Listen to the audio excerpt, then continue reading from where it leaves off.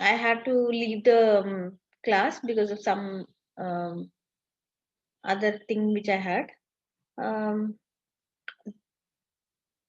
but I think you people were not there when these questions were discussed. So I don't know how do I proceed further. Um, we'll continue with the PPT. Um,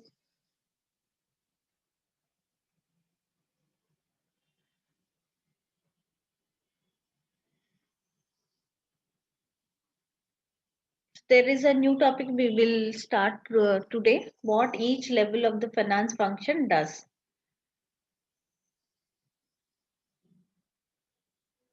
Manjushri was there yesterday. I mean, almost every day she's there. Okay, I think she will be able to follow. But otherwise, also since it's a new topic, Nidhi and Imran also put an effort to um, understand and learn what is being done in the class. See, in the previous class also we have discussed that there are four different levels. Now the shape of the organization from a triangle it had moved now to hexagon. So the lower level has narrowed down and the top part of it has become the top management, the pinnacle point of it, the point has become flat. So now that's the shape of the organization. Now it is in the form of a hexagon. So down we see that it has narrowed down. The otherwise what was like a triangle, now it is instead of having a triangle would look like this, and it will go like this and then come. Sorry. So roughly when we talk about it, so it should look like this. But then the lower level has narrowed down. The top one also has become flat. So it has now changed into a hexagon. And this one has four different levels which are mentioned. The diamond shape can be split into four levels. We see level one is at the top, and level 4 is at the bottom. The first one, top, the senior finance team. Then we have the strategic business partnering, digital centers of excellence, and then smart finance factories. So we have understood these things the other day. Proceeding further, moving forward, what each level of the finance function does is what we have to understand here. Okay, we have the um, level 4, which is finance operations. Then it comes to specialist areas, then strategic partnering for value, and then strategic leadership of finance team. Looking into the level 4, what is finance operations? So what are they into? What is the work which they take up? Please carefully remember what these things are, because they would be tested in the MCQs and you have to answer these MCQs to get that correct. So they are quite some of the questions are quite confusing. We may eliminate two, but at least two would be the same. So it is important that we understand it clearly. Um, the finance operations, what are they? The first one talks about what is financial corporate reporting. They are concerned with the production of financial information. This information has to be provided to the external users. So it is mandatory. Now it is important that the financial details, the transactions have to be summarized and reported and published, because there are many stakeholders who deal with the business. So for their benefit, for their, um, I mean, for the purpose for which they are looking at this organization, so that information has to be provided by the reporting function. So uh, the activity which is taken up by the financial reporting looks into the transactions being summarized and provided and published, so that that is in a way of providing information to the external users. Like we have the customers look at these information, suppliers, government, trade associations, environmentalists, general public. So we see there are so many external users who are looking who are seeking to get information from the organization. So, as a part of that, the financial reporting has to take care of all these things. So this reporting should be in accordance with relevant accounting standards and legislation. So that's the first function. After that, we see the management accounting. So in simple terms, if we put what is management accounting system which is there to help the management take better decisions. That is the meaning. If we put it as what is the meaning of management accounting? Accounting for the management. That is the meaning of management accounting. Okay. So the provision of information to help managers and other internal users in their decision making, performance measurement, planning and control activities. All these things are taken up by the management. So now management, how can they plan for the future? How can they take decisions? They need some information. So based on the information, based on what is available, the details which are available, they can take decisions for the organization, plan for the future, and also have effective control activities which can be taken up. So that is based on information which is provided by the management. Okay, we've already discussed about how data is collected, what is information, and that the purpose of that is to provide insights to the management so that based on that there can be a decision, there can be an influence and an impact. So we've learned about that. So management accounting takes care of that part of it. Another function of the finance operations is treasury management. Treasury is about um, the cash and the funds of the organization. So management of those things is treasury management. So it says that the management of the funds of the business, like cash and working capital, plus long-term investment, debt and equity. So managing these things. So what are the sources in which the capitals would be raised? So that was about raising the finances, raising from various sources of finance. After that, the various investment decisions, investment into working capital, investment into long-term assets, and all those things, how the funds would be managed, which is looked at by the treasury management. That's the third operation. Then we see internal audit. Internal audit independently evaluates risk management processes and systems of control to make recommendations for the achievement of organization objectives. So, internal audit function is an important function of the organization, wherein um, they check whether the systems in the organization are effectively operating. If there is something which is not effective, it is not sufficient to have effective control measures on the organization, then that is evaluated and suggestions are made so that the systems can be changed in the organization. They also act as a connection between the what is the information which is available in the organization with the um, external audit. Also they also help the external audit with providing certain information so that the audit can take place. So internal audit basically is looking at the risk management processes. I mean, what does it mean by risk management processes? So the business has an impact of various events which happen.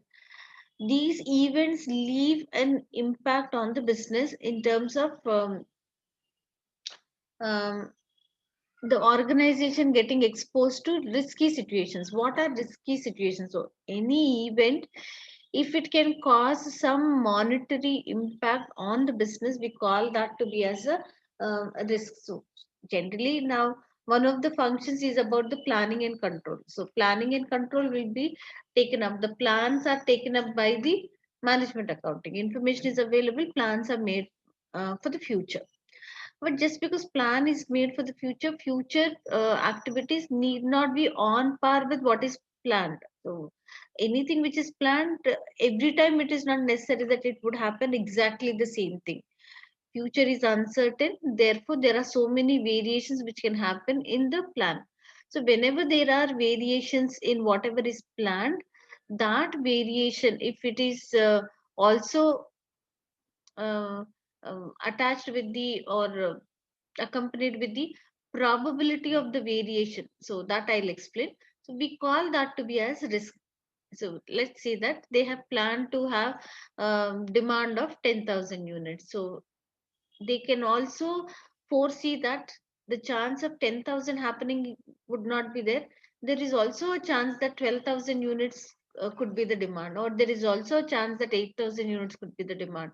So we see that because of certain things, there are possibilities of some other thing also happening. When they plan for the future, the plan exactly to happen is not a necessity. It would not happen because future is uncertain. At that time when it happens, actually then they get to understand. But at the time of planning, they also have to consider that. So planning without knowing anything, what would they plan unless and until there is some information which is provided to them. So when there are variations, and these variations, every variation, what is the percentage of percentage chance of it happening is probability. Percentage of probability of happening of that event is also known. Then we call such things as event.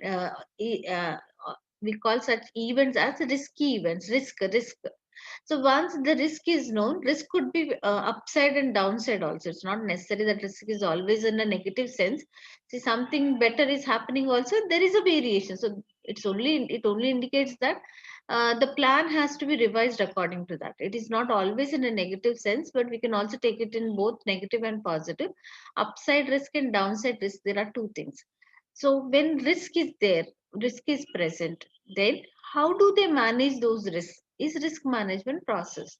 Some other context, maybe you will get the chance to learn in detail about what is risk management process and what is the response should be there for risk management. So that is not the topic here, so we are not getting into in detail about risk management.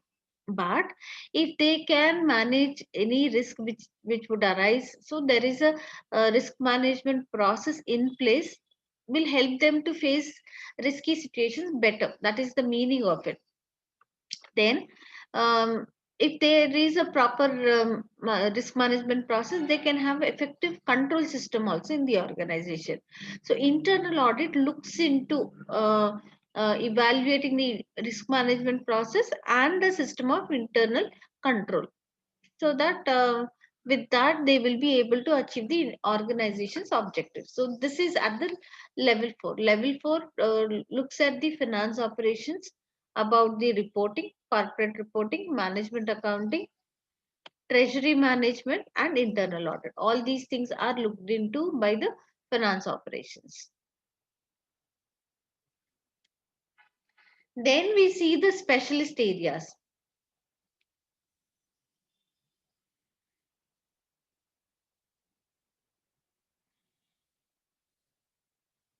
The specialist areas at the level 3, the specialist areas are experts who provide insight derived from the information handed to them. So they are people who are experts in their own field. So we were discussing also somebody who's implementing a particular, or who's working in a particular area, is a specialist in that area. Somebody with tax information, so someone who's a tax expert implements everything related to tax. So and that person happens to be an expert because he is not exposed to many things but working in only one specialized area. So we have specialist areas where people are working in that particular area, so their expertise, their knowledge, everything is confined to that part of it. Therefore they have a better hold on that. But some other who are looking at multiple areas will not have a whole strong hold on these areas. So but then people who are working in specialized areas are expert in those areas. So what are those areas? The first one is, okay, FP and A. What is FP and A?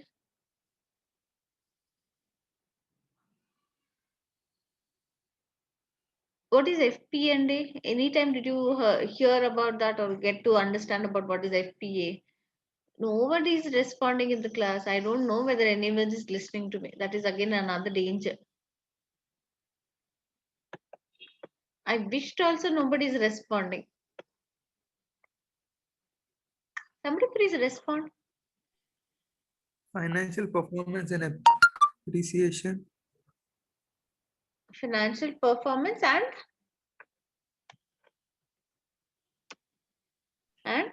Auditing. no, no, not auditing.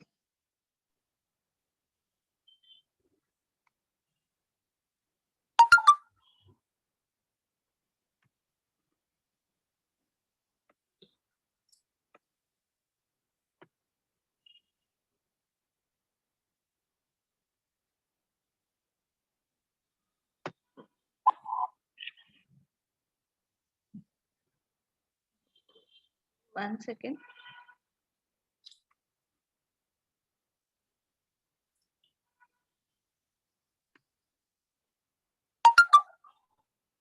Is this sound coming from my system?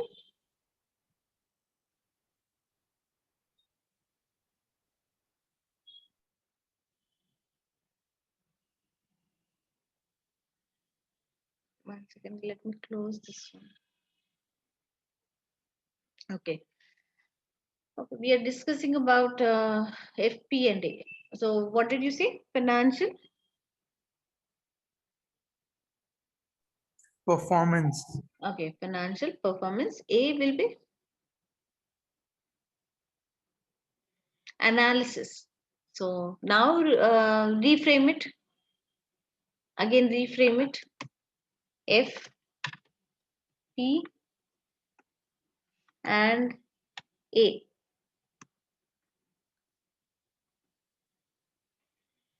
Fin- Financial performance and Not analysis. performance, it is planning.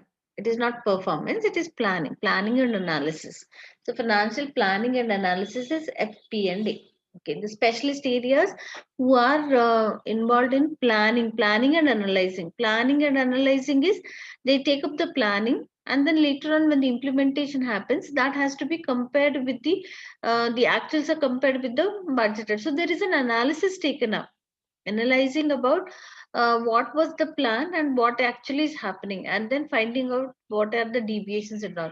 So that is analyzing about what was planned. Financial planning and analysis. So planning talks about perform budgeting, forecasting. After that, data analysis and support board decisions help continued profitability and growth. So financial planning and analysis talks about planning for the future, and it's just not that there is mere planning, but then planning has to be supported with some kind of a evaluation also, which has to be taken place in terms of comparing the actuals with the budgeted. So that analysis has to be taken up. Financial planning and analysis. Taxation, the experts in taxation are focused in looking at the taxation, the calculations of the tax value in accordance with whatever are the tax rules. So complying with that, whatever are the tax rules which are there for the corporates, following that, the taxation part has to be taken care of that. Okay, so tax compliance is one area. Then tax planning, compliance about follow laws and regulations to minimize risk. What is the risk which is involved if they are not complying with that? They can be heavily charged with fines and additional taxes. So that is a risk which is there for the business. So therefore, whatever is levied for the organization, which has to be followed and fulfill the requirements of the taxation, has to be taken up. Then tax planning to legally minimize tax paid and create value. So plan in such a way that they can get the advantages in terms of the benefits or whatever are um, the rules and regulations which are there, or the benefits which are there, the tax deductions which can be availed, certain things wherever there is a possibility that they can get benefit out of that, planning should be taken up accordingly. So that is tax planning. Then we have project appraisal. Project appraisal talks about evaluates the decisions and potential outcomes of a project. So that will depend on if there is an investment made as on today into the project, the benefits are expected to be derived in the future, and it is not instant, it is not in the short run. but the benefits are expected to be received over a long period of time. Therefore, someone who's an expert in evaluating the investment appraisals, then they have to take care of that. So there are certain techniques which help them, which support them in investment appraisals. So evaluates the decisions and potential outcomes of a project. They use the methods such as payback, NPV, and IRR. So there are traditional techniques, there are discounted cash flow techniques. Certain techniques are available with which they can arrive at a decision about whether the investment made in a project is worthwhile or not, whether it would be profitable or not is project appraisal. Then another one is project management. It says that integrates all aspects of a project, ensuring proper knowledge and resources. Anything which is related to the project, so that will be taken up, ensuring proper knowledge and resources. So with the help of this, the project would be managed. Then it says that it ensures expected outcome is produced in a timely, cost-effective manner. So that is at the specialist areas. So from level 4, we've come to level 3, now level 2. So what do they take up at the level 2? Level 2 talks about strategic partnering for value. So the partnering part of it, what is strategic partnering for value? The insights that level 3 provide are passed on to financial professionals working at as strategic partners. What do they do with the information which is passed on to them? So it says that they communicate these insights to influence users. Who are those the ones who can be influenced? They are the ones, when they are influenced, the decisions what they take have an impact on the profitability. But who are they? Okay, these strategic partners will interpret and use financial statements and other data to communicate this insight in an appropriate format and required frequency to internal and external stakeholders, so that there can be an impact on the profitability, to influence users of this information in the decision making and implementation of control activity. Who would be taking these decisions? What do you think? Who takes the decisions? See, whatever is the information which has come from the specialist areas to this level 2, level 2 communicates these things, these insights to influence users. Who are those users? Who do you think are the users? So that finally it says that, so that to have an influence, to influence users of this information. Who are those users? The shareholders. They don't take decisions. Shareholders are They don't. only, they Yeah, don't but take decisions. I mean this board of directors probably. The management, the top management. Okay, so they take the decisions. So the decisions which they take have an impact on the profitability, on the business. So the information, these are passed on, they are communicated, these insights in an appropriate format and required frequency to internal and external stakeholders to influence users of this information in their decision making and implementation of control activities. Then business partnering.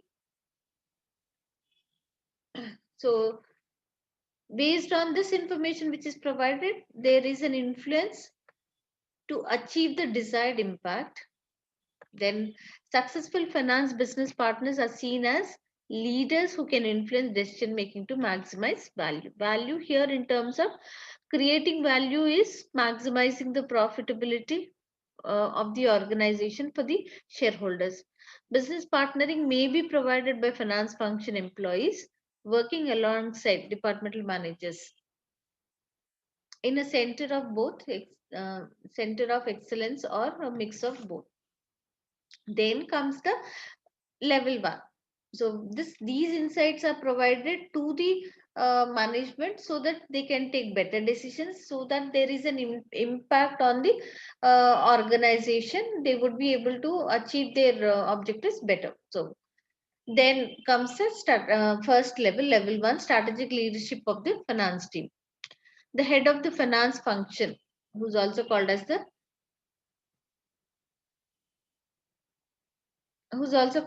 chief financial officer, CFO.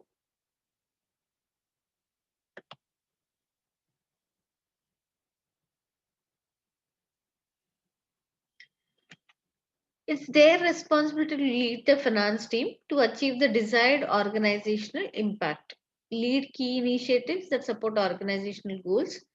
Then they execute the fund strategies. So whatever are related to the finance function, all of them are implemented here. They have, it is their responsibility to take it forward. Now, from each level, from level 4 to level 3 to level 2 to level 1, the information is summarized, presented in such a way that they have the ones who have to take decisions,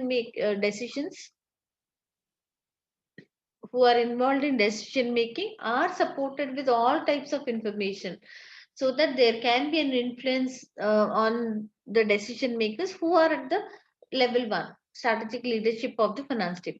So the decisions which they take have an impact on the overall profitability of the organization. So they lead key initiatives that support organizational goals, execute and fund strategies set by the CEO, liaise effectively with internal and external stakeholders, and then CFOs increasingly work alongside the CEOs as a co-pilot in the success of the business. So yesterday we saw that the top part of it has become flat. It is not the someone there at the top, but at the top we see that alongside with others, each leader works alongside with the other leaders. So the CFO is not the superior in the organization, but CFO along with the CEO works in the organization at the top level. So this is at level 1.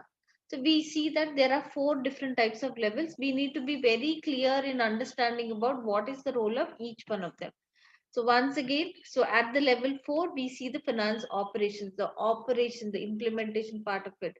Um, so that is taken up by, these are the 4 functions. They are taken up by finance operations, which has 4 functions: reporting, providing information to the management, treasury management of funds, and the internal audit. Then the specialist areas are the ones who have the expertise or specialized knowledge. They are at level 3. They are involved in planning, analysis, taxation, and decisions related project, whether or not they have to be invested, the funds have to be invested in that, and how to manage the projects. Then these insights are provided to the people at the second level, strategic partnering for value. They present this information or provide this information, pass on this information to the leaders who are there at level 1, so that there can be an impact on the decision making. So these are the people who have an influence on the leaders at the level 1. Fine. Then the level 1 leaders take decisions. um, they are the ones who are working at the top level. They take decisions which can have an impact on the organizational objective, that is the um, desired profit margin, whatever they have to earn, so they can take up on that. So what is the impact of technology on the activities of financial professionals? Gone were the days when things were done manually. Yesterday also, day before yesterday also, we've discussed about that. But now slowly we see that the technology is overtaking these roles. So what is the impact of technology on the activities of the financial professionals? So many activities are taken over by technology. So the organizations are using technology to automate management information process and to provide reporting to the rest of the business on a self-serve basis. What happened as a result of that? Yesterday or day before yesterday, also shown you that there is a report by McKinsey which says that many roles at the bottom level have narrowed down. That is, they are replaced by technology. So people are not needed at the bottom level. So at the lower levels, so the nature of work is kind of repetitive. It doesn't need much of decision making analysis. At that stage, we see that technology or the machines are overtaking the human beings, and the human beings are replaced there. Okay. Um, so it says that this has resulted in a narrowing of the level 4 activities. That's where every single day I am emphasizing that. That's the reason why. Just a minute.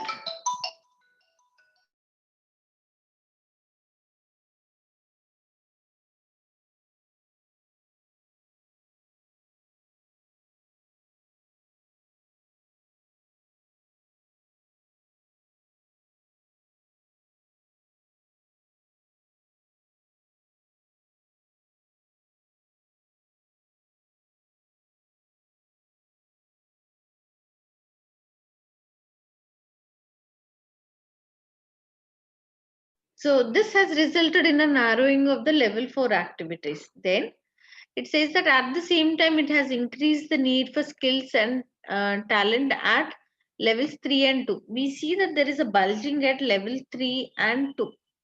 We see that it has narrowed down at the bottom level, and the top also has become flat.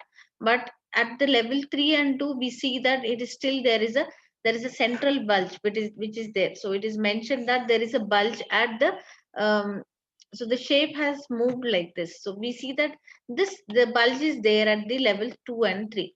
Okay, so that is what is the change in the organizational structure um, which has happened.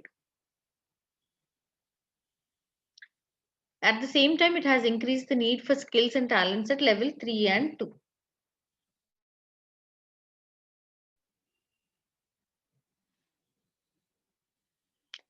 Okay, so yesterday also we were discussing about the report on about report by McKinsey, which indicates that the lower levels, wherein assembling and extracting data and providing limited insights, is at the lower level. Then specialist areas are there at level 3. Level 3, they are specialist experts. Now these two roles would be replaced by these percentages in coming years. So very few roles would be left at the low level, taken up by the human beings, because most of them will be taken over by the technology. Then we see that not much would happen at the middle level and the top level, but the shape has it has flattened. So it is not that it is someone there, only one person there at the top. Okay, so this is what is going to happen. So the replacement will slowly take place, and will start replacing the level 4 and the level 3. That is the people working at financial planning and analysis and specialist areas. So that is a risk what can be looked into. So instead of looking at as a risk, it should be looked at as an opportunity, wherein instead of focusing on these areas, so someone has to acquire the skill set needed so that they can be placed in at this level.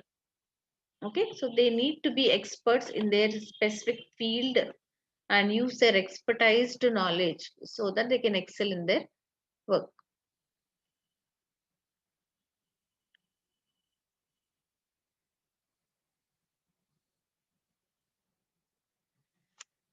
Okay, so before we start this topic, yesterday we were discussing, I wanted to start right away, but two new students were there and I did not know how can I, because there was one question we started and then I left the class yesterday because I had to go for a meeting. So we'll continue with that one, question number 134, and then I asked which of the following is a disadvantage of a functional structure. One of you have answered that lack of economies of scale. So then I said I'll take it up tomorrow. And um, so on this note, I felt that I should also talk about what are the advantages and disadvantages of each type of the organizational structure. So I made little changes to the PPT and then brought it here. The organizational structure, I hope you're able to see the PPT. Huh. So the organization structure, we've learned about the model given by Mintzberg, and after that, the coordinative mechanisms, they both are clubbed into the structural configuration, and then we see there are 5 different types of structural configuration, wherein they have clubbed the building blocks of the Mintzberg model and the coordinative mechanism also into that, and then we see 5 different types of structural configuration. Later on, we went on to understand there are 4 different types of organizations at the low level. That is, at the when the size of the organization is small, it is entrepreneurial. As it moves in terms of size, we have seen that there are functional, divisional, and matrix. There are advantages and disadvantages. I brought that into the PPT. So there are advantages and disadvantages of entrepreneurial structure. So we understood that the advantage part of it, because orally I have discussed, but I did not bring these points in yesterday's class. So the decision making is fast because not much of discussions happen. The top management takes the decisions and they are implemented, so therefore they have good control. Then they are more responsive to market. So because um, in case of rounds of discussions taking place in the organization consulting various levels of management, it's a time taking process, but here the decision making power is with the entrepreneurs or the top management. Not many levels, many functional levels would be there because the organization structure size is small. So we see that the top management can take quicker decisions, so there is much faster response to what happens in the market. So there's no time which is wasted in discussions with many people in the organization. So more responsive to the market, and then there is a close bond to workforce because of the size are which is small. Disadvantages as success is dependent on the capabilities of the owner manager. Lack of career structure for employees due to small size. There's not much to grow. Size is small, there are not many levels of hierarchy, so scope for career growth is low. Cannot cope with diversification or growth. So that is a difficulty, disadvantage in case of entrepreneurial structure. They cannot think about. Why? Because they would not have so much of expertise with them. Size is small with few people, and resources are also few, so they cannot venture into expansion, growth, diversification. Those things are little difficult for the entrepreneurial structure. Functional structure, so we were talking about yesterday also, we were talking about functional structure. Advantages are economies of scale, standardization of outputs and systems. Because there is a techno structure at the middle line, we see that there is someone to support in terms of what should be standardized. That is techno support. Okay. The 6 building blocks model. First, we have the ideology, then the strategic apex, then the middle line is supported with the techno support and what was the other thing? Sorry. Support staff. I'm really sorry. And they are also supported with the support staff. And then we see the later level is about the operational level. So, okay. So standardization of output and systems is taken care by the techno support. Okay. Then specialists are more comfortable.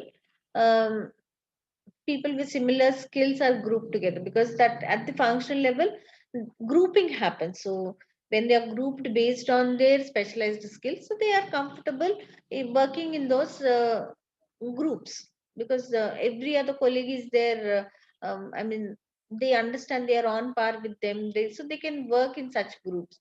Career opportunities are there because the size has little increased. So there are levels of hierarchy. So there is a possibility to grow in such organization. Disadvantages. So disadvantages is empire building and conflicts between functions. So functional managers may make decisions to increase their own power or that are in the best interest of their function rather than working in the best interest of the company overall. So, as the hierarchies keep increasing, every level there is some kind of authority which is vested in them. So they have that decision making ability. So they have that power to take decisions. They have that power to influence others who are there under them. Fine. So empire building and conflicts between functions. So here, because the at each level there is someone to take decisions, they have the authority to take decisions. So the functional managers, they start taking decisions which are in the interest of their division, department, fine, their group, but that there is a kind of a competitive environment which also prevails. So they compete with each other. So when they compete with each other, they are only looking at their self interest. It is not at the interest of the organization. Okay, so that becomes a disadvantage. One competing with the other division. Everybody is trying to prove themselves, because with the decision making ability they also are made accountable. Okay, they are made accountable, they are made responsible for the decisions which they have taken. So they are focusing more on their self interest, their department, their interest. Okay, so that impacts the interest of the organization, benefit of the organization. Okay, so increase their own power or that are in the best interest of their function. So they are looking at their department only rather than working in the best interest of the company overall. Okay, so one department has to provide something to another department. If they refuse to provide that, what will the other department do? They will have to acquire those resources from outside source. So the cost for the other department increases. So when the other department has to be evaluated, maybe they will be evaluated for not being able to cut down the cost. Okay, so that is kind of an unhealthy competition in an organization.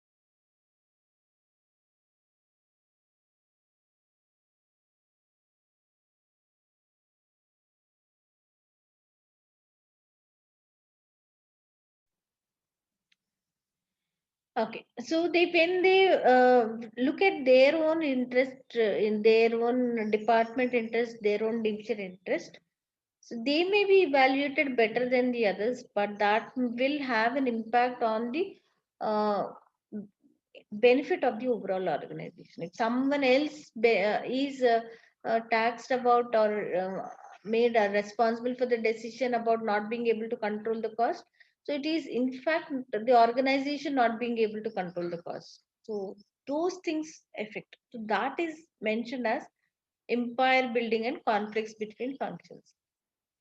Slow to adapt to market changes.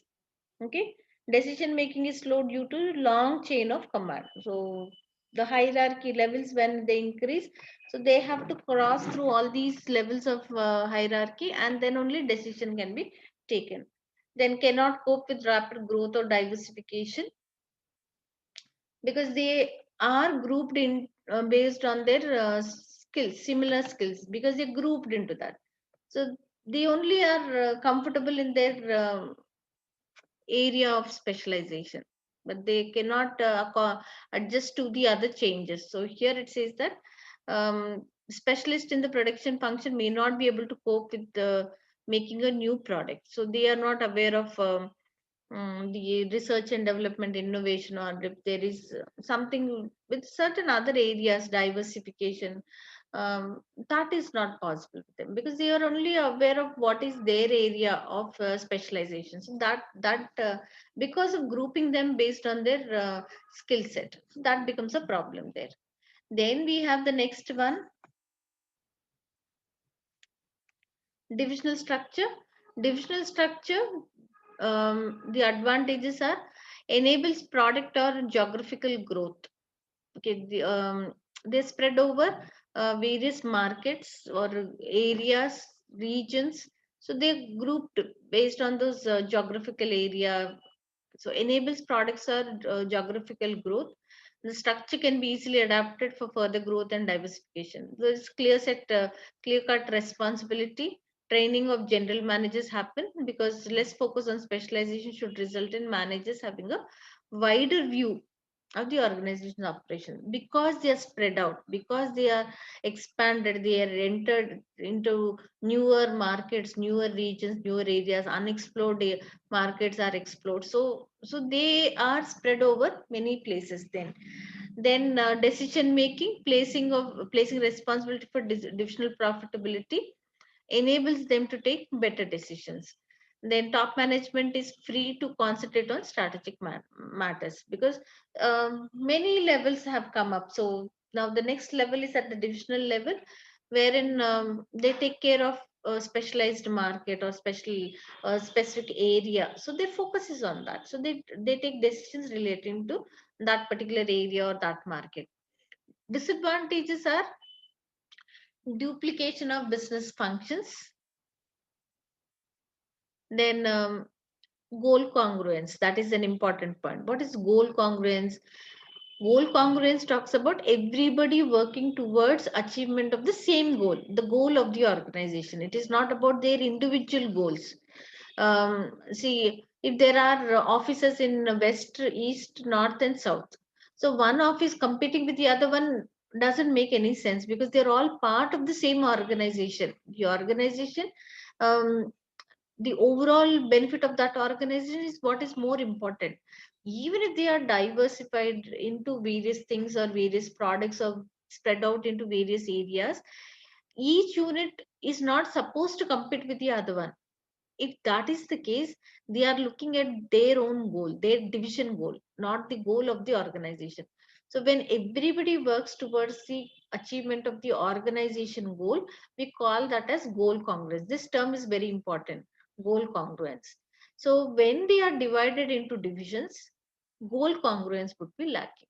The lack of goal congruence becomes a disadvantage. Potential loss of control due to the autonomy given to the division and its managers. So they take the decision. So the decision making power and control activities lie in their hands. So having a control on them becomes difficult. So then allocation of certain joint cost, common cost, overhead cost, because there are certain costs incurred at the organization level. They have to be distributed to all the divisions, the units.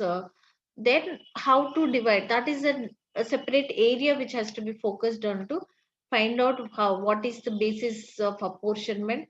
In that way, these costs have to be allocated.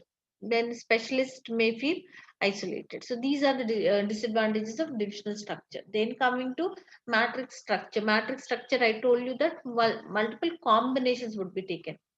So production, if there is production manager A, manager B, manager C, and the other ones is the the activities, the functions are production, sales, finance.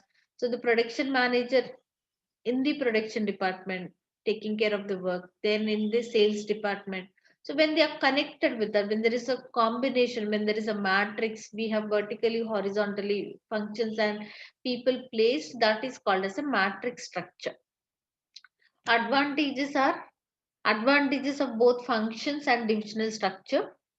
There is flexibility, encourages teamwork and exchange of opinions and expertise. Disadvantages is dual command. Okay, So that can cause some kind of a conflict also. There's a dual command. Team members may be answerable to a product manager and a functional manager, resulting in potential confusion, stress, and conflict. Some kind of conflict. That is, um,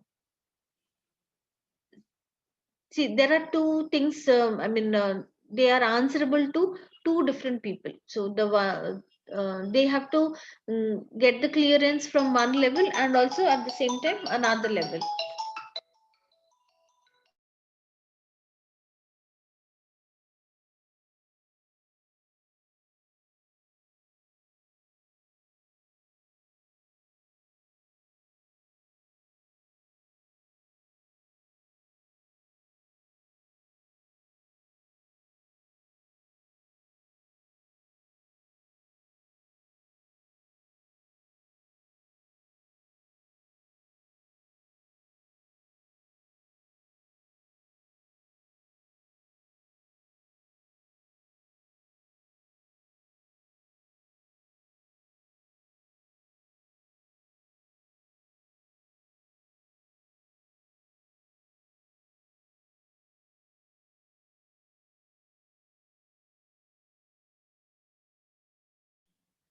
Okay, so then dilution of functional authority and time consuming meetings.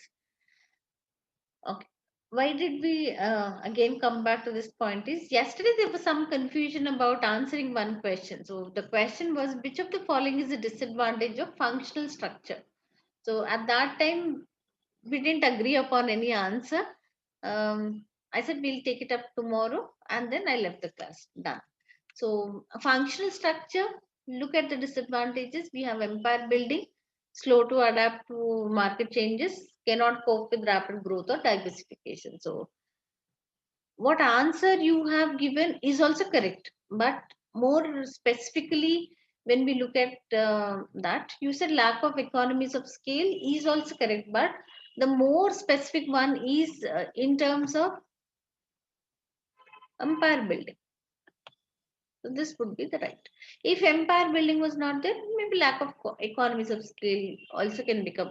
Economies of scale is an advantage. Lack of economies of scale is a disadvantage. Yes, but a straightforward empire building is a disadvantage already given. Therefore, we go with empire building. If empire building was not there, lack of economies of scale can be taken up. Okay. So moving forward, which of the following is a characteristic of matrix structure?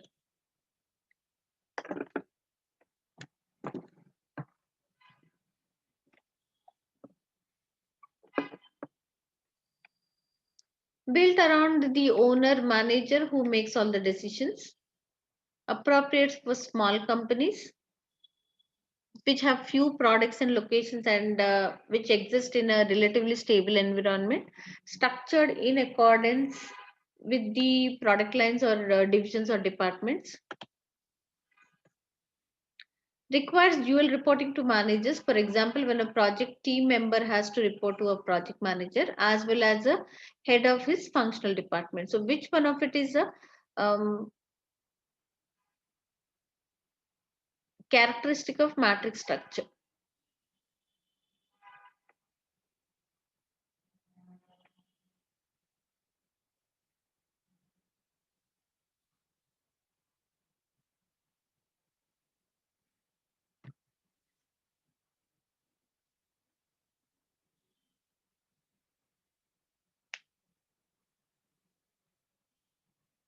So do you see that matrix structure?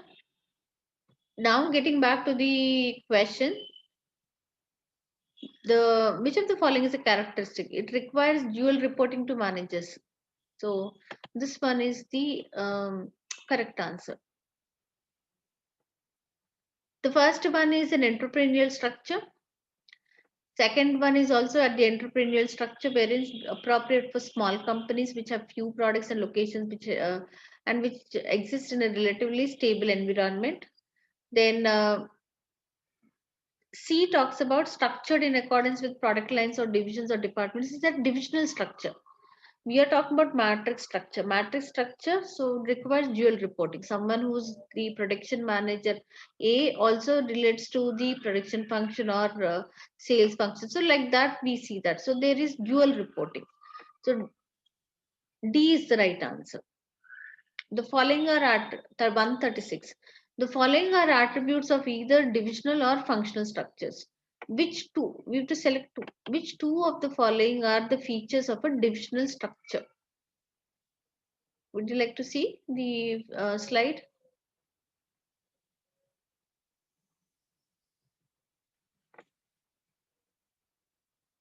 Quickly look into that and then let's answer. What's the correct answer?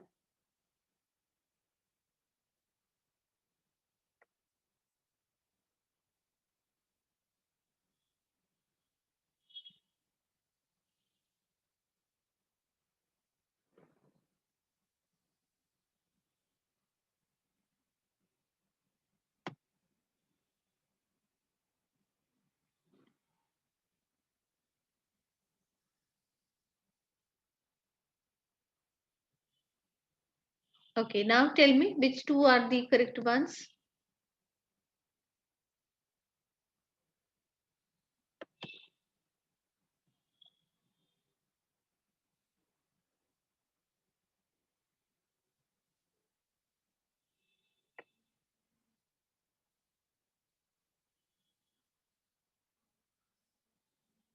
No response. Please respond, students. The following are attributes of either divisional or functional structures. Which two of the following are features of the divisional structure? So, divisional structures. What does it? The first point say? The first point says that it enables geographical growth. It enables product or geographical growth, clear responsibility, training of general managers, decision making, um, then top management free to concentrate on strategic matters. Considering that, you have to talk about which two are correct. Senior managers can focus on decision making. That's the last point. First point is talks about enables geographical product wise growth. So we can go with C also, adaptable if further diversification is pursued. Economies of scales are encouraged under the functional structure. We are talking about the divisional structure. Encourages standardization of outputs and process. This is a part of which one? Standardization of outputs and process.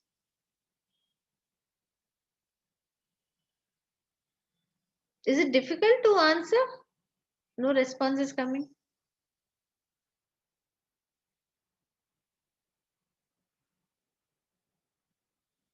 Am I audible? At least respond to that. Am I audible?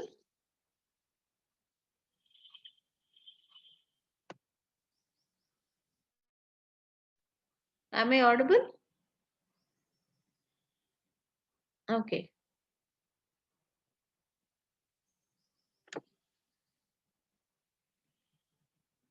H company makes a variety of unrelated products, including bicycles, furniture, and electronics. It is aware that each of these products requires very different strategies and functions. H wishes to use a structure that will allow for each product to be managed separately, but wishes to minimize its overall administrative cost. Which of the following organizational structures would be most appropriate for H company to adopt? So, out of these four, which one is most suitable? More suitable.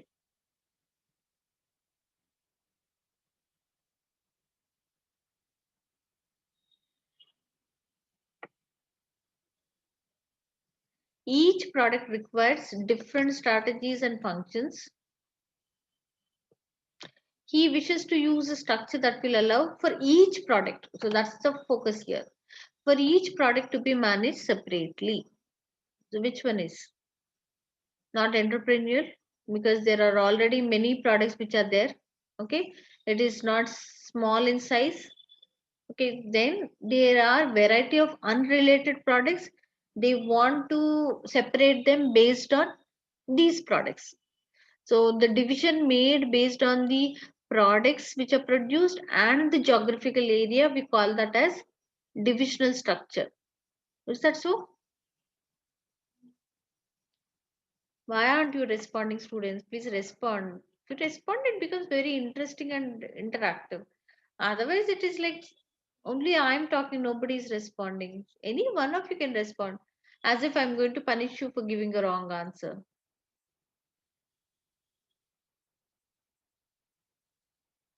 Then we see which of the following structures results in a potential loss of control over key operating decisions and a reduction in goal congruence.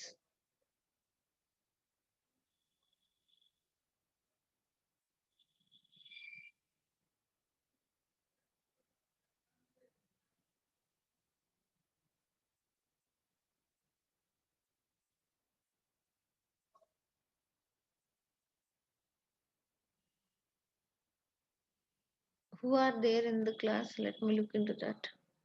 Dheeraj, Hisham, Manjushri, Saina, Darshita Shetty, Nidhi Shetty. So many are there. No, 6 students are there. Nobody is responding. Potential loss of control over operating decisions and reduction in goal congruence is a disadvantage of which one of them? You want to see the PPT once again? Unless you respond, I will not proceed further. Please, you have to respond. Say at least yes, no.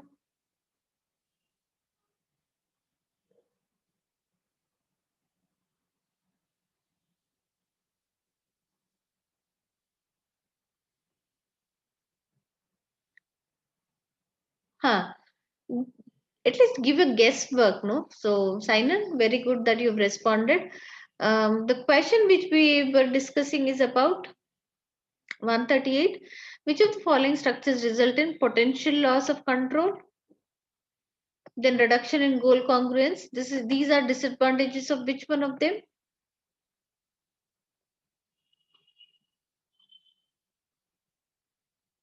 Just now we've discussed that, no? It's a part of divisional structure. Lack of goal congruence, potential loss of control due to autonomy given to them. So that becomes a feature of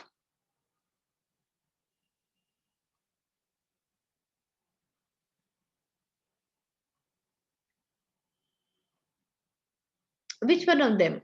Matrix, entrepreneurial, functional, or geographical?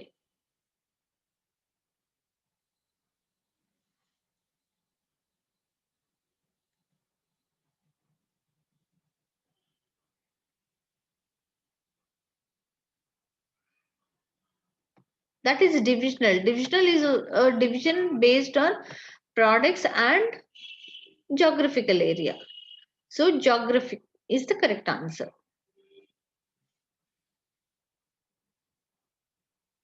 In relation to organizational structures, which of the following is the correct definition of the phrase span of control?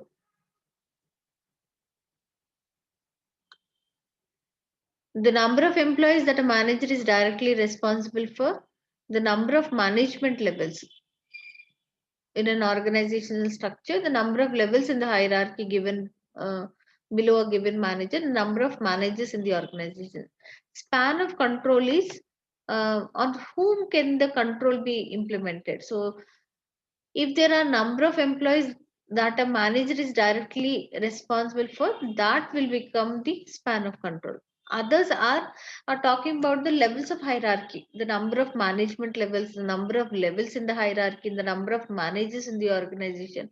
They only talk about what is the hierarchical level, but the number of employees who are directly responsible um, to the manager, so that part, or the manager is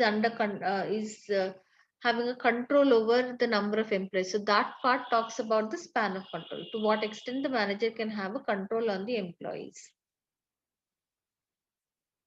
Question number 140. Correctly label the diagram using the options below.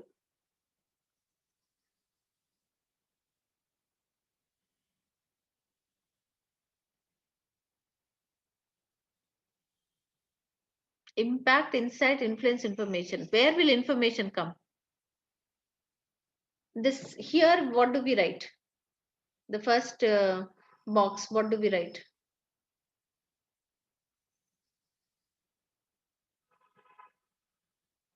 Don't want to discuss MCQs? I'll go to the next topic then.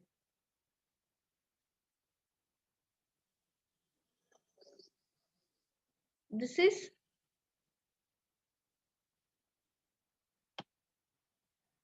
information. Where is impact? Impact is the last one.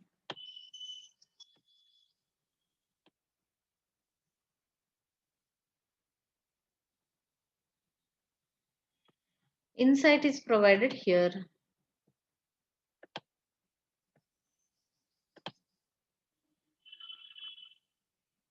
Then we have the influence.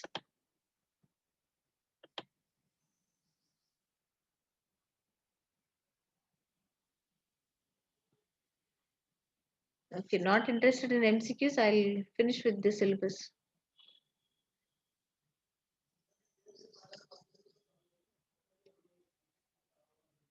The next topic, what we have, after these 4 levels of management in the organization structure, now we move to the technology part of it. So, what is the technology that is affecting the business and finance function? So, technology affecting business and finance. We see there are many things which have taken over the finance function. So, we need to know the meaning of each of these aspects of the technology having an effect on the business and finance.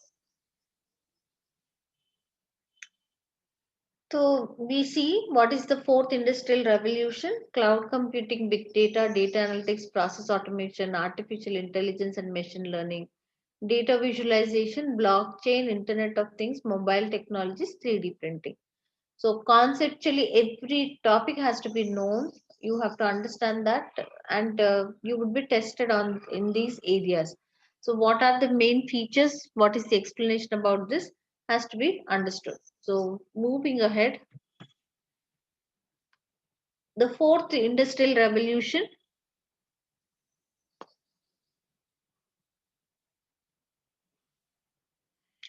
we are talking about the industrial revolution and the technological changes.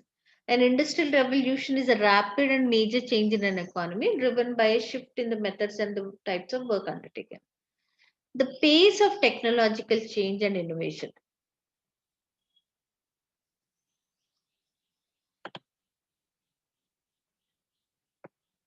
that is influencing the way we trade, work, travel, socialize, and live our everyday lives, continues to accelerate.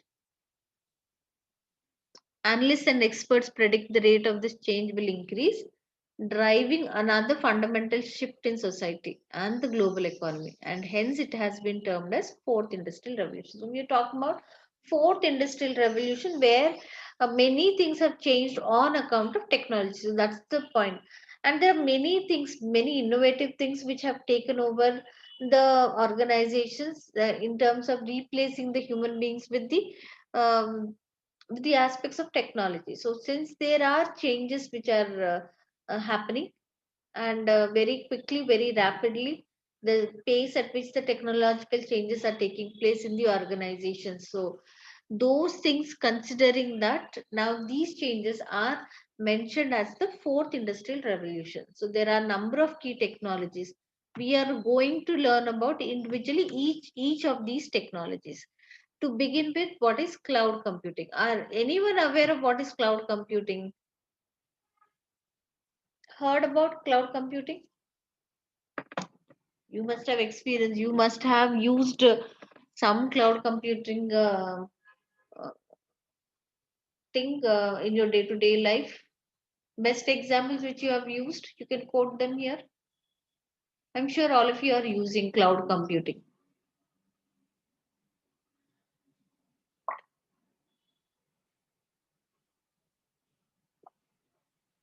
I will also wait until you respond. You respond, then I'll continue.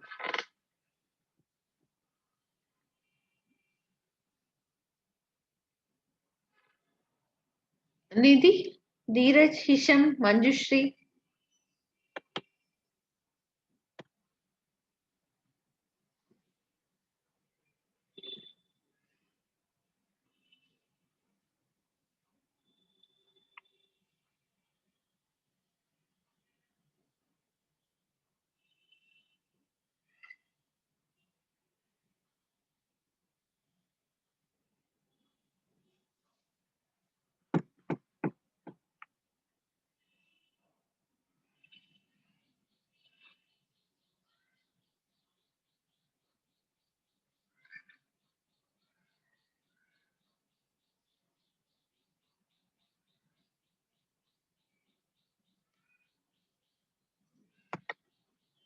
Am I audible?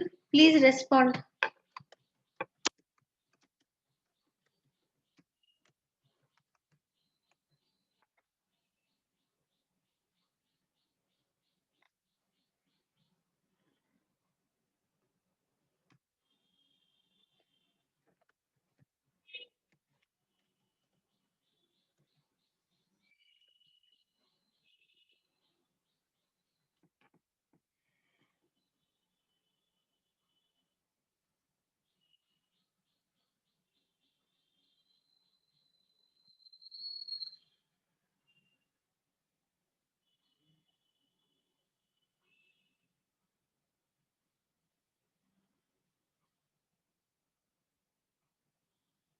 Am I audible?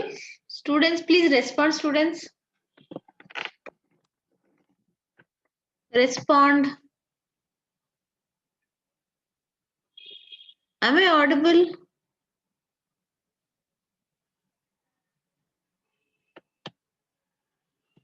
Hisham, you're there? Nidhi? Then say yes or no, no. Yes, ma'am. Good. Others? Dheeraj, Hisham, Manjushri. Okay. What is cloud computing? So we also have experienced these things with cloud computing. I'll give you the examples which we are using about cloud computing. So um, see now, this is a service which is provided. Cloud computing is defined as the delivery of on-demand computing services, wherein users can log into an account in order to access, manage, and process files and software via remote servers hosted on the net. Why did this picture or this scenario start? See, the space which is available on the hard drive of a system. See, even if the organization has a greater storage capacity also, because of the volume of data which is collected, stored, and all, it's huge. It becomes difficult to store so much of data because it's a costly thing. As the storage capacity is exhausted, again another investment has to be made into acquiring new storage capacities. In the mobile phone which we are using also, we see that the storage capacity is only limited unto a particular point. After that, to increase the capacity limits, additional amount has to be spent. So the storage capacity can be enhanced by investing it further, even on the mobile phone. So for an organization also, we can understand that. So for that reason, the possibility of storing this data on a cloud, so that is an external server onto which this information can be uploaded, it is stored effectively. The other features with that is it can be very easily retrieved also. It is not only storing part of it. Whenever they want to have an access to this information, that can be retrieved from the cloud and it can be accessed. So in this present crisis, wherein people are working from home, not visiting their physical offices, also work is carried on. So many software industries, many uh, software companies and tax companies, audit companies, how are they able to work from home? See, the information is there in the service in the office. The physical place is very important that they have to visit so that they can continue with their work. But how did this happen that it became possible for them to work from home? Is this information is stored on the cloud, so cloud, from that the access has become possible. So the access is see, access management and process files and softwares via remote servers. So the servers are there on the internet. So once it is uploaded there, the access facilities provided to the employees, so they can have this access, download or retrieve that information to use it in their day-to-day processing of the work. So that is one best example what we can quote. So people from their homes also are able to access the information and continue with their work. Fine, that is because of cloud computing. So you also must have seen the information which you are storing, they get stored on a Google Drive. You don't have to save anything, everything in your phone, mobile phone. Instead, you can, use it, the Google Drive, and you can retrieve it.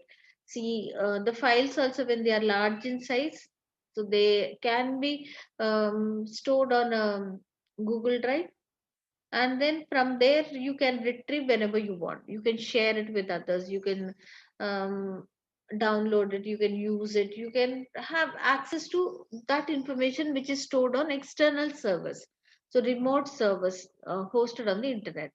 The cloud setup can be public or private. If it is confidential, it is maintained as private. The confidentiality part of it can be taken care. That is, it can be in a private mode, or it can be shared to others also, public.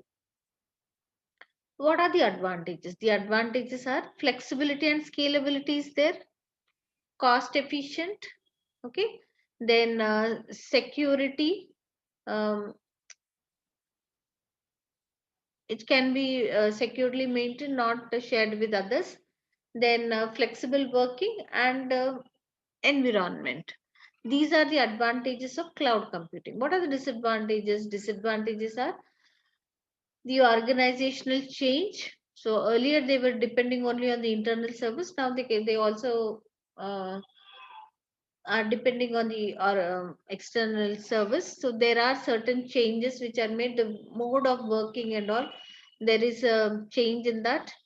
Then there is contract management, that is taken care of by some shared service center outsourcing. So mm, the thing is to be managed by an external entity. The external service will henceforth manage their information.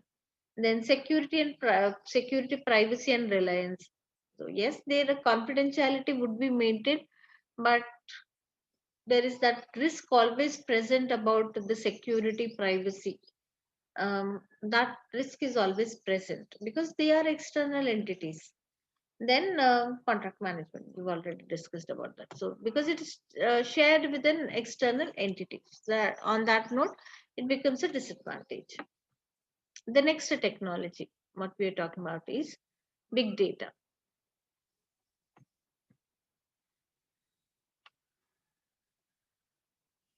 So big data,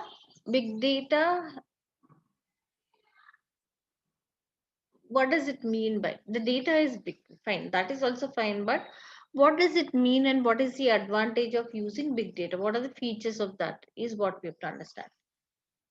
Earlier, when the data was big, so the data to be made from the data, if the information, if it is processed and certain insights are provided, then only there can be an influence to have an impact. The image what we have seen. So we are still at the beginning. That is the information. So the information which is to be analyzed if the data, the volume of the data was large, earlier it was not possible to analyze a large volume of data. So what was taken, the thing what was taken was, it was a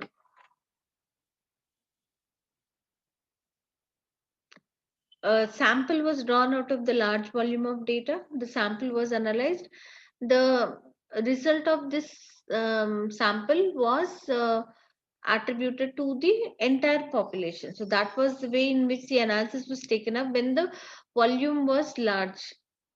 But now it is possible to even analyze the large volume of data.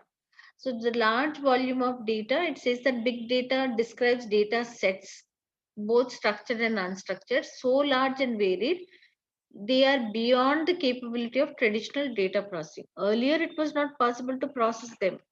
But now, with the help of big data analysis, the large data sets can be processed at a greater speed, and the analysis can be taken up. The trend, the style, structure, those things can be drawn. The analysis can be taken up. The data can be understood, even if it is large volume of data.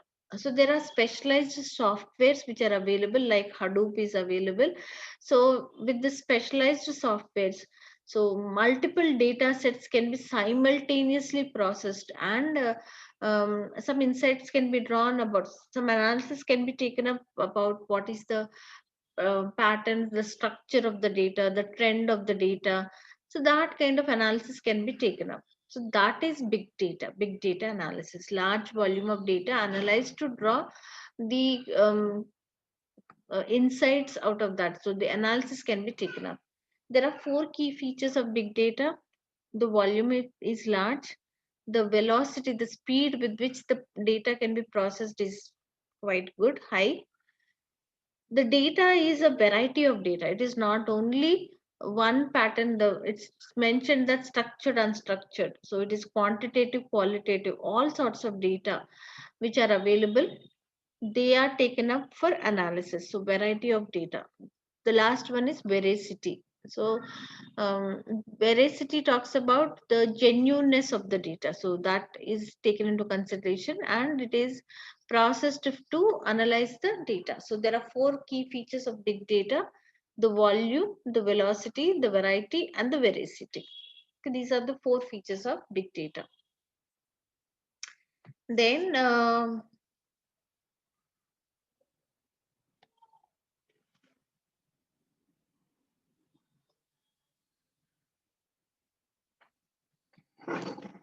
the next one is data analytics. So data analytics, it says data analytics is the process of collecting, organizing, and analyzing large sets of data. Why? To discover the patterns and other information which the organization can use to inform future decision. To understand the pattern, the structure, those things, when the data is collected and analyzed, we call that as data analytics. Collection of data, collection, organizing, analyzing the data, so that the structure of the data, the pattern, the trend of the data can be understood. So that process is called as data analysis, analytics. What are the benefits of this given by McKinsey? It says that fresh insight and understanding, data in itself does not convey any meaning, but once it is analyzed, it conveys a meaning. So there is fresh insight and understanding. The performance could be improved because there is an analysis taken up, because they understand. So if they see that something is not as per expectation, if it is not upward moving, it is downward going, then measures will be taken to ensure that that becomes then it goes in the upward direction. Sales, if sales have to increase, but if they see that from the trend, from the data patterns, we see that consistently there is no growth, there are variations, there are fluctuations. So reasons can be looked into, why are there variations. So some information is available. Based on that, better decisions can be taken so that the performance can be improved. Improved segmentation and customization.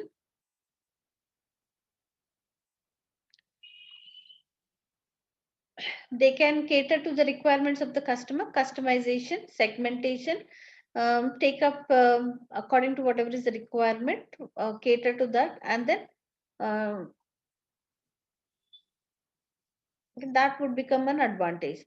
They would be able to take better decisions because the data is already analyzed, and we understand the pattern of the data. So better decisions can be taken. That can lead to innovation.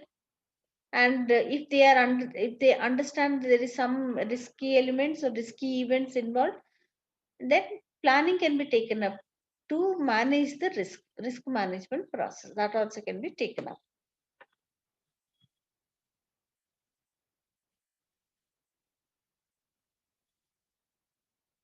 The next topic what we have is process automation.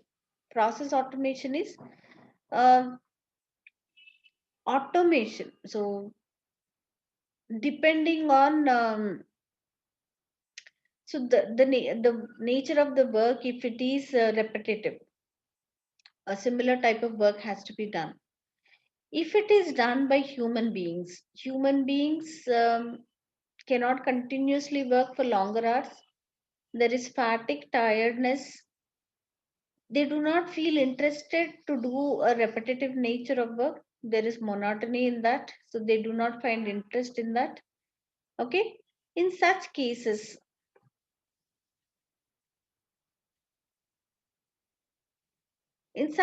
we cannot expect efficiency from the human beings. So there is tiredness. There is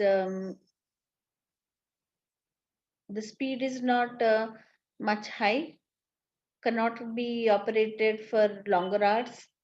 um, they do not find interest in doing a similar type of repetitive nature of work.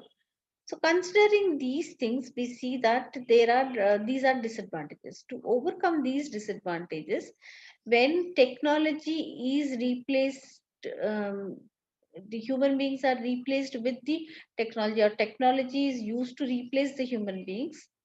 That is, the processes are automated, and then they are used to replace the human beings, the manpower. Okay, see, the technology enabled automation of complex business process. This can be entire process or elements therein aimed at improving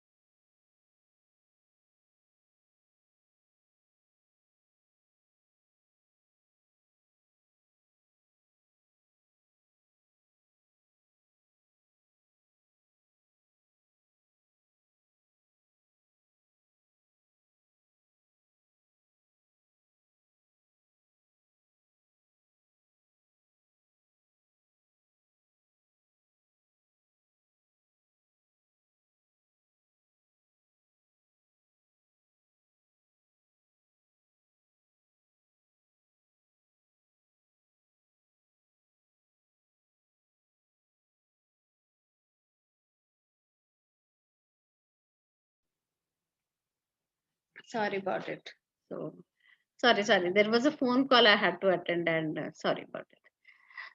Okay, so we are discussing about process automation. So because there are certain disadvantages involved with the human beings taking up this work, so when they are replaced with the machines, so we call that process as process automation. So things which are repetitive in nature, the same piece of work has to be done again and again. Human beings cannot operate for longer hours. They cannot operate at.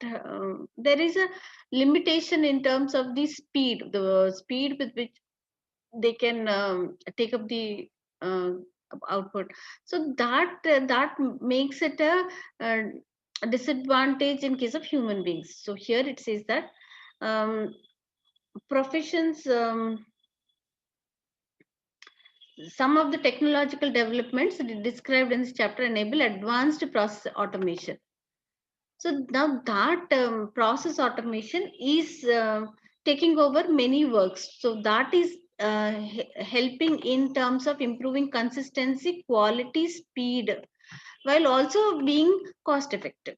Because once their investment is made into technology, automation, digitization, the the volume at which they can operate is much larger. So as the output increases, we see that the cost per unit decreases. So that is one important point. So because of that, when the volume increases, cost becomes low. That is, cost per unit becomes less. So that is a cost effective thing. Okay. So that is what is the advantage of going in for process automation. Okay. So now it says that advanced process automation now capable of making decisions using reasoning, language, and learned behavior. That we're going to discuss that in under artificial intelligence. So it is, yes, at the automation level, we see that those things which do not require decision making, which are repetitive in nature, so they are taken up to look into those things. But um, later on, the advancement has come into wherein we are going to discuss about the artificial intelligence, wherein certain decisions, not very advanced level decisions, but some decisions are also possible with the help of artificial intelligence. We are going to discuss that maybe today, or maybe today it may not be possible. Tomorrow there would be no class because I'm on leave tomorrow. So day after tomorrow when we meet, so we'll finish the other parts of this chapter. Professions most at risk from automation include, so the same topic is discussed in every chapter about this is um, data entry, tax preparation, specialist area, insurance underwriters, mathematical technicians, telemarketers, and accounts clerks. Fine. Professions least at risk from automation include social workers, healthcare assistants, audiologists, occupational therapists, recreational therapists, and mental health professionals. Um, so the skill level, the jobs are not at risk. So that is where the importance of enhancing skill comes into picture. Fine. So process automation can replace the human beings because they have greater efficiency in taking up the work and replacing the human beings better, and they are also cost effective. So initially there is an investment which has to be made into technology. Technology requires a lot of cost to be invested, but as the output increases, because the speed at which the volume at which is produced is quite high, that will make it as cost effective. Okay, the cost can be absorbed, recovered much faster, and that becomes cost effective. That is about process automation. Anyone listening to me now? These are all important terms. So If you're not listening, maybe we can take it up tomorrow. That also nobody would respond. No, so what am I asking?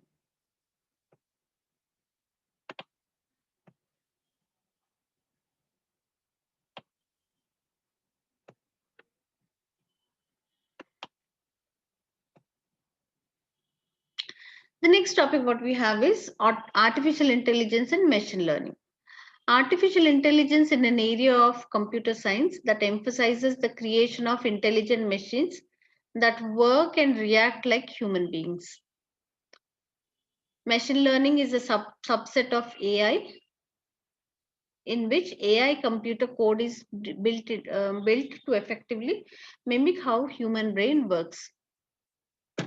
It is intelligence. Technology has this aspect of replacing the human intelligence, of course not to the optimum extent, to some extent. So the intelligence of the machines are used in the organizations which we call it as artificial intelligence. So it says that it is an area of computer science that emphasizes the creation of intelligent machines that work and react like human beings. So replacing the human beings using their intelligence and providing certain solutions to that. So that is artificial intelligence. Then machine learning is again a part of the artificial intelligence wherein computer code is built to effectively mimic how the human brain works. How does it happen? That's the point. How does it happen? Can a machine replace the human being? Anyone listening to me? Respond, students. These are important topics. No, if you're not responding, then that is a problem.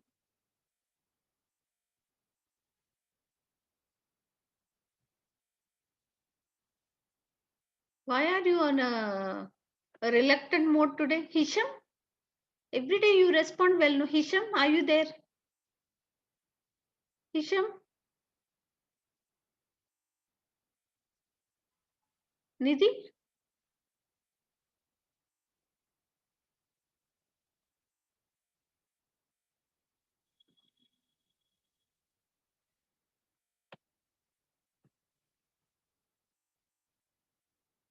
why you're protesting against me? Not responding? Sainan, Manjushri, Hisham, Dheeraj. Okay. How does this happen? That artificial intelligence can replace the human beings. They can act like human beings. How is it possible? So this is a algorithm, that is a set of commands which are built into the system, built into the computers, built into the machines. Based on these commands or the algorithm or these commands, they understand how to operate that. For example, very basic example, if we go, suppose you are searching for an something keyword, you are searching. Halfway through, only the computer gives you um, what is that word which you're suggesting. So it prompts that use these words. So something which drop list comes out of which the most suitable ones. So how does it understand? How does the machine understand what is there on your mind? Halfway through only, how does it suggest? So that happens because it is programmed in such a way to remember the most common searched ones. So they are stored, and the minute you say what is the formula of all the most common ones, the drop list gives that. So it saves those things, it's there in the memory, and then it is giving a suggestion. Then formula of, you write s, then everything related to s appears. Then you write another, maybe you say speed. So what is the formula of speed? So something like suggestions, and then quickly it provides you with the solution. So how does it happen? How does it know? How can a machine understand what it is?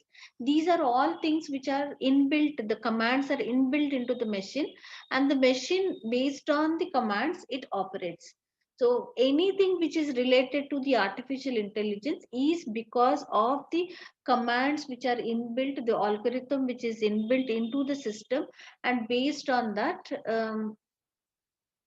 the um, the machine acts like a human being, but it cannot completely take decisions to certain areas. To there is a specification to a particular certain limit.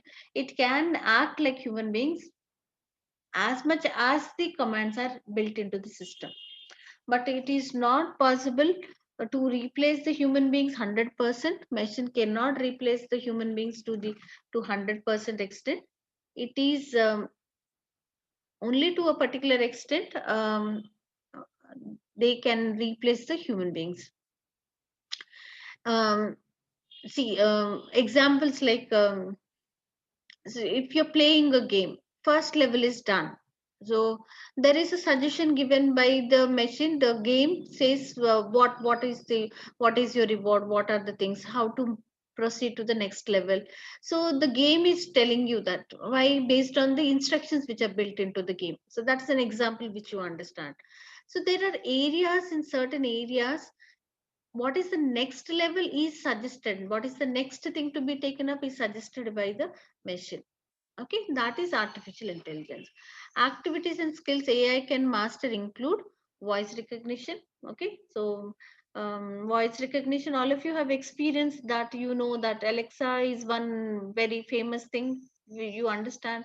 Then your phone also can be unlocked, I mean, it can be opened um, only when your voice is recognized, or people can have an access only based on providing their voice. Then it can help in planning which can be taken up, learning, problem solving. Okay, these are the areas wherein AI can master. Activities and skills AI can master include voice recognition, planning, learning, and problem solving.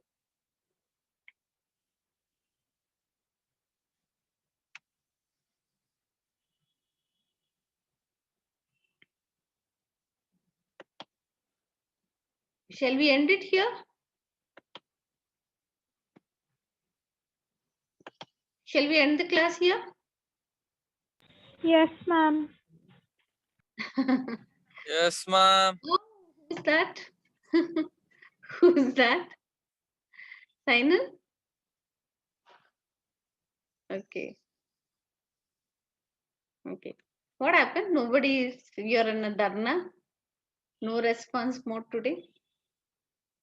Then we'll continue tomorrow.